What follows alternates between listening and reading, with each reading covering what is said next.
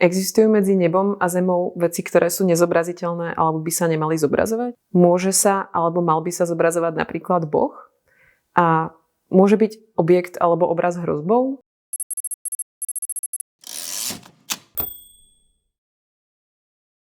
Nie je to tak dávno, čo titulné stránky novín po celom svete zaplavili dve, na prvý pohľad odlišné správy, ktoré priniesli do povedomia alebo slovníka širokej verejnosti znova slovo ikonoklazmus alebo obrazoborectvo.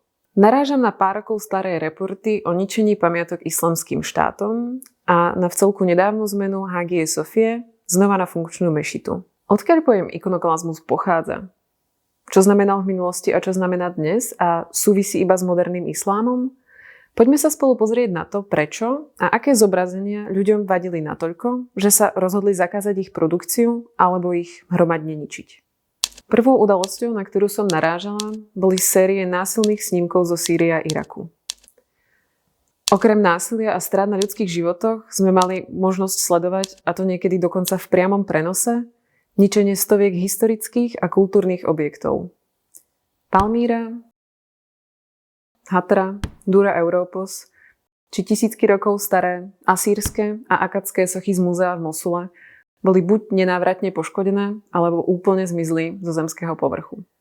Druhým prípadom, ktorý som mala na mysli, boli správy z leta 2020 z Istanbulu o chráme Božej múdrosti Justinianovej Hagii Sofii zo 6. storočia.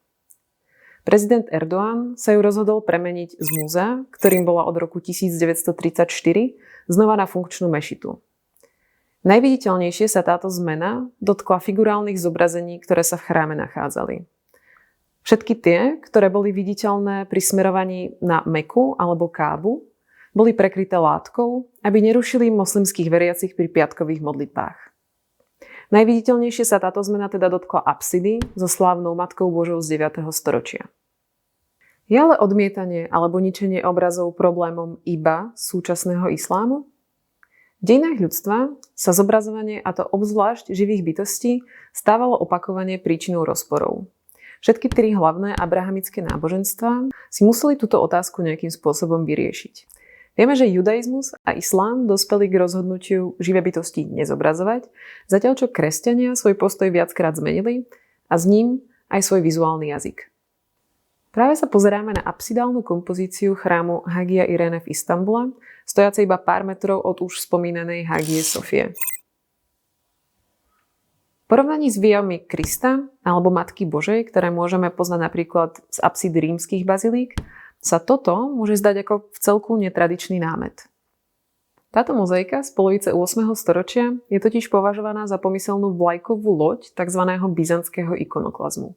Okolo roku 750, teda v momente, kedy vzniká táto mozaika, sa v Konštantínopole nachádzame v ovzduší vcelku komplikovaných teologických procesov vnútri cirkvi. Tie sa týkajú vhodnosti zobrazenia Krista, Matky Božej a svätcov. Oficiálny teologický postoj na východe ríše, ktorej vládne Konštantín V, zadávateľ tejto mozaiky, sa prikláňa k názoru, že zobrazenia svätých a Matky Božej nie sú vhodné a zobrazenia Krista hereticky rozdeľuje jeho dve podstaty, podstatu ľudskú a božskú. Figura kríža sa tak na nasledujúcich 150 rokov stáva takmer jediným povoleným motívom kresťanskej ikonografie. Mozaika, ktorú vidíme pred sebou, je teda akýmsi monumentálnym riešením dilemy, ako jasne, ale bez použitia zobrazení živých bytostí, prehovoriť o víťaznom Kristovi, teda o Bohu. Kríž na zlatom pozadí z Hagia Irene je obrazom s jasným posolstvom, ale obrazom takým, ktorý v sebe podľa dobového presvedčenia nenesie hrozbu modloslužobného chovania, ktoré sa mohlo spájať so zobrazením Krista, Matky Božej alebo svätých. Slovo ikonoklazmus sa začalo používať až v 17. storočí, a to s čerstvou pamäťou na radikálnosť reformačných hnutí. Tento pojem v sebe nesie ako slovo eikon, ikona, teda obraz alebo zobrazenie, tak aj slovo klao, teda ničiť. Dobové pramene ale to, čo dnes nazývame ikonoklazmus, nazývajú ikonomachia, teda doslovne spor o obrazy. Spor medzi zástancami zobrazenia živých bytostí a odporcami. Ničenie obrazov ale v 8. storočí nebolo pravidlom. A do našej predstavy minulosti sa teda projektujú udalosti z moderných alebo novovekých dejín. Zdá sa, že byzantské spory o obrazy pripomínali viac to, čo sa udialo v Hagii Sofii v roku 2020.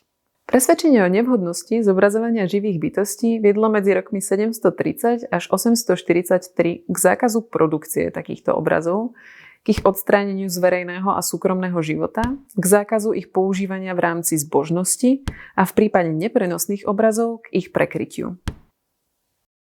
Keď sme sa teda na začiatku pýtali, či môžu byť obrazy, umelecké objekty alebo zobrazenia živých bytostí považované za hrozbu, alebo či môžu byť nositeľmi živej prítomnosti alebo pamäte, odpoveďou je určite áno. A je to zrejme práve preto, prečo sa už od starozákonných čias opakovane dostávajú do stredu záujmu a stretu názorov, z ktorých môžu výjsť buď ako porazení, alebo ako víťazi.